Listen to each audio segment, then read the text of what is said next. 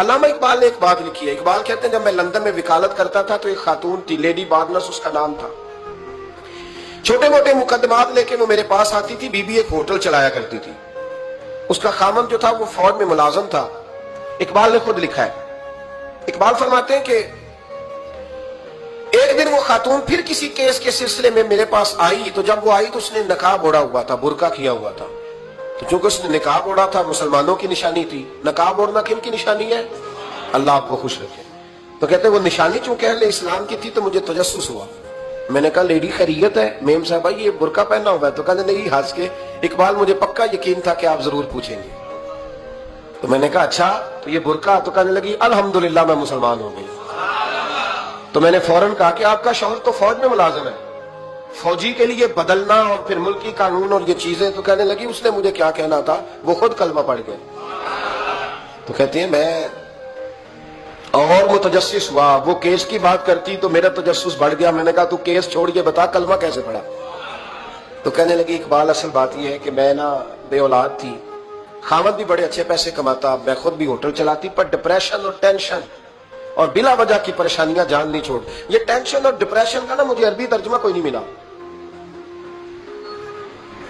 یہ ڈپریشن اور ٹینشن کا نا میں نے تلاش کیا ہے, لیکن مجھے عربی لغت کے اندر ان کے معنی مجھے لگتا ہے کہ اس زمانے میں یہ چیزیں تھی ہی نہیں. ہوتی تو ان کا کوئی نام بھی, یہ آج ہے نا تو اس لیے آج کے زمانے میں ہی نام ہے مفت کا, مفت کی پریشانی. تو کہتی ہے مجھے ٹینشن اور ڈپریشن رہتی تھی ہر وقت, بڑی میں پریشان رہتی تھی. میرے ساتھ ایک عجیب واقعہ ہوا کہ میرے ہوٹل میں نا ایک بابا جی برتن مانجتے تھے. بوڑھے آدمی تھے, 70 سال کے قریب عمر تھی. ان کا ایک بیٹا تھا, ایک بہو تھی, ایک پوتا تھا, لیکن وہ بیچارے بیٹا بیمار رہتا تھا تو لہٰذا وہ خود مزدوری کرتے. کہتے ہیں ایک دن وہ بابا جی میرے پاس آئے, کہنے لگے میم صاحبہ 2-4 دن کی چھٹی چاہیے. تو میں نے کہا خیریت ہے؟ کہنے لگے میڈم میرا بیٹا فوت ہو گیا. بیٹا, آپ کو پتہ ہے باپ کا جنازہ پڑھنا آسان ہے, بیٹے کا جنازہ اٹھانا بڑا مشکل کام. کہتی ہے میں کچھ لکھ رہی تھی, میرے ہاتھ سے قلم گر گیا. میں نے خود گاڑی بھیجی, بابا جی گاؤں چلے گئے جہاں وہ رہتے تھے. کہتی 2-3 دن کے بعد میں اور میرا شوہر گئے تو رستے میں ہم باتیں کر رہے تھے کہ کیا تعزیت کریں گے. ایک ہی بیٹا تھا, کوئی رشتہ دار بھی نہیں, تو اس کی تو کائنات اجڑ گئی, کن لفظوں سے اسے تعزیت کیا کہیں گے. کہتے جب ہم گئے تو وہ ٹوٹی ہوئی چٹائی پہ بیٹھا تھا, کچھ لوگ قریب تھے. ہم نے جا کے کہا بابا آپ مسلمان ہیں, ہم آپ کو کیا نصیحت کریں, ایک ہی بیٹا تھا, کہ کس طرح کر کے ہم آپ کو تسلی دیں. تو کہتے اس نے آنکھیں کھولی, بوڑھی آنکھوں میں ایمان کی روشنی. کہنے لگا بی بی کیا تعزیت کی بات کرتی ہو, میں نے کوئی پیسے جمع کرا کے بیٹا لیا تھا, خدا نے فضل سے دیا تھا, عدل سے لے گیا ہے. میں اپنے رب کے فیصلے میں بڑا راضی ہوں, اللہ بڑا کریم ہے, وہ لے گیا, اس کا مال تھا. آپ یقین کریں ہمارے دیہاتی لوگ یہ کہا کرتے تھے, میں نے کانوں سے سنا ہے. ایک بوڑھے آدمی کا ایک دفعہ بیٹا فوت ہو گیا تو کسی نے اس سے کہا بابا چھوٹی عمر میں بچہ چلا گیا. تو مجھے لفظ نہیں بھولتے, کہنے لگے پتر اللہ دی فصل ہے, کچی بڈے تا نہیں ہو دی. سنے آپ نے بھی کبھی یہ فکرہ, کچی بڈے تے پکی لے گئے تے تا نہیں ہے جو دی. تو جب اس کا جی چاہا وہ لے گیا. اللہ اکبر. وہ خاتون کہتی ہے کہ وہ بابا جی سے میں نے کہا کہ چلو آپ 1 مہینے کی چھٹی کر لے. تو کہنے لگا نہیں میڈم میں مسلمان ہوں, مفت کی روٹی نہیں کھاتا, مزدوری کر کے کھاتا ہوں, میں انشاءاللہ 2-3 دن کے بعد کام پہ آ جاؤں گا.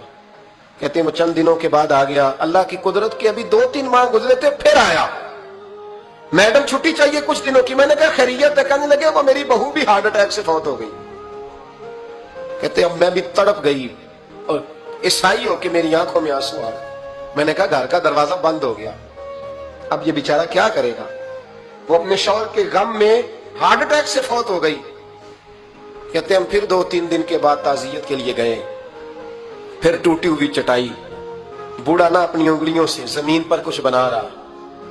کہتے قریب گئی اور میں نے جا کے کہا بابا اب تو تسلی آپ نے خود ہی کرنی ہے, جو نظام تھا وہ تو ہو گیا. تو کہتے ہیں پھر اس نے آنکھیں کھولی, آسمان کی طرف دیکھا تو کہنے لگا بیٹی کوئی پریشانی نہیں, میرا بیٹا بغیر شادی کے بھی تو فوت ہو ہی سکتا تھا, بس میرے مالک نے جب چاہا جیسے چاہا ہوا. میں انشاءاللہ 2-4 دن کے بعد کام پہ آؤں گا. یہ میرا 3-4-5 سال کا پوتا ہے, ابھی اسکول داخل ہوا ہے, میں ساتھ لے آؤں گا, وہاں میرے ساتھ اوپر کوارٹر میں جہاں میں رہتا ہوں یہ بھی رہے گا.